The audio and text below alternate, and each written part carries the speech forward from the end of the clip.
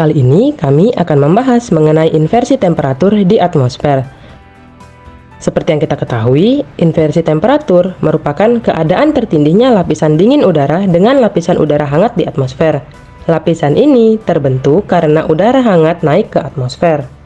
Inversi temperatur memiliki dampak bagi atmosfer, karena lapisan inversi menahan pengangkatan udara ke atas, sehingga dapat menyebabkan terkumpulnya energi di dekat permukaan dan dilepaskan dalam bentuk thunderstorm yang kuat. Selain itu, inversi temperatur dapat mengakibatkan masalah polusi yang serius, bukan karena merupakan sumber polusi, tetapi karena dapat menyebabkan polutan terkumpul di dalam atmosfer yang lebih rendah dan tidak menyebar.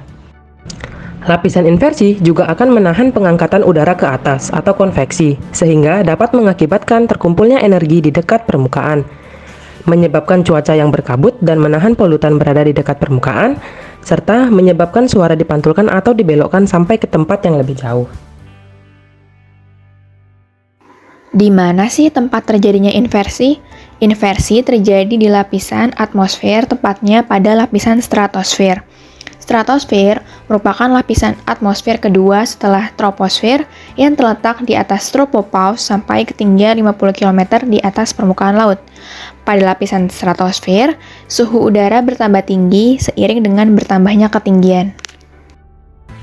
Lapisan inversi kerap terjadi di malam hari saat udara permukaan dingin, kemudian udara di atasnya akan tetap hangat.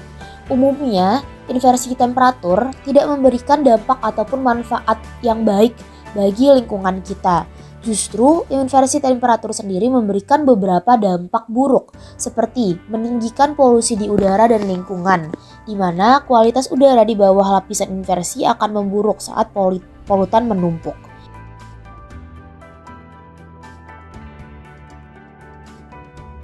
Kemudian, suhu udara yang tinggi akan membuat udara semakin renggang sehingga konsentrasi pencemaran semakin rendah. Namun, pada suhu dingin, kadar udara semakin padat dan kadar konsentrasi pencemaran akan semakin tinggi pula.